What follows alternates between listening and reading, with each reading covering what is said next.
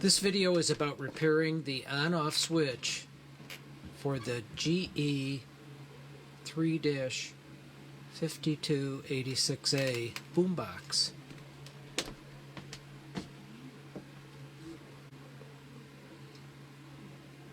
This boombox has a design issue. Off to the left, the switch that turns between tape, radio, and auxiliary also turns on power to the radio, and it sits between two large electrolytic caps. The problem with that is when one cap discharges and the other charges, it puts a ton of current across that little switch, and the switch arcs. The more the switch arcs, the more it gets a deposit of carbon on it, and the radio will start, it sounds like somebody's connecting and disconnecting the sound. While you're trying to listen to it, it's going on, off, on, off, on, off, on, off. And I fixed it by installing a relay. And I'm hoping it's big enough. I picked a 12-volt relay that's rated 12.5 amps.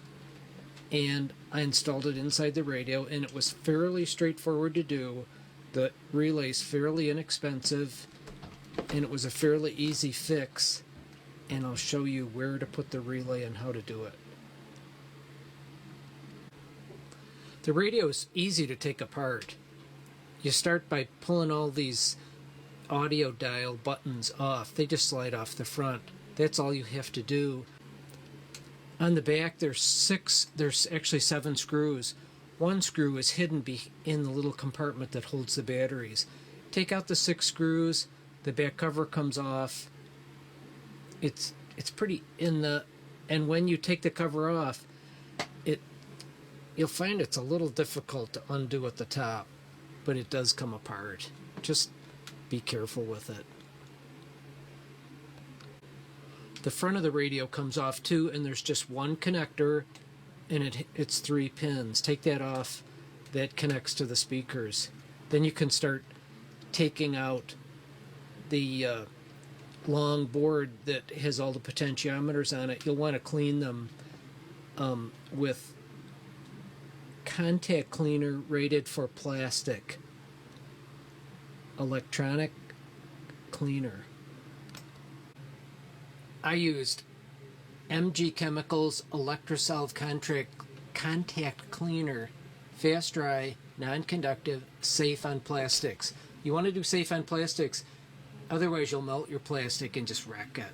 So you got to get safe on plastics for cleaning the potentiometers.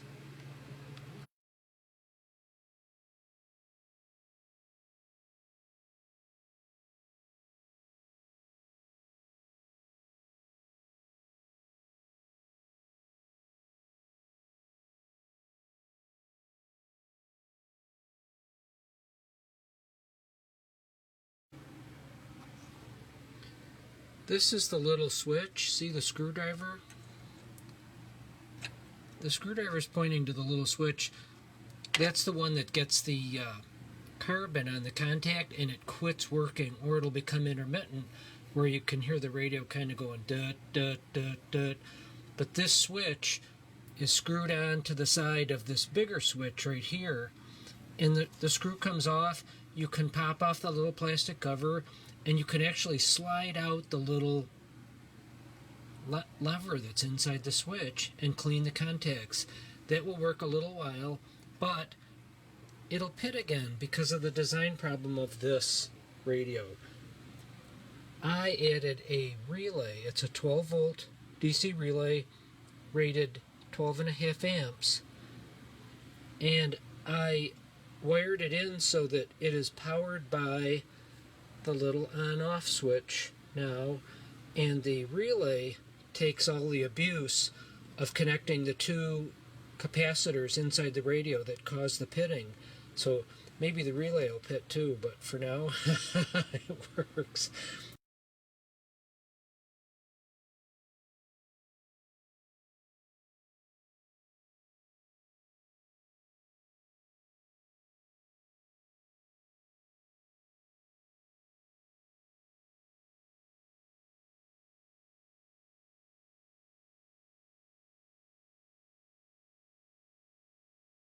The only cut I made was right here on the circuit board. That's the only cut I made.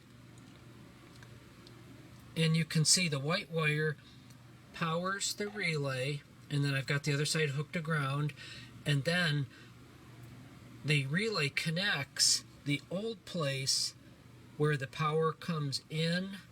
It used to come in from the switch, and it connects over here to where the rectified DC is available after it goes to the little connector on the side that decides between AC power supply or DC battery supply.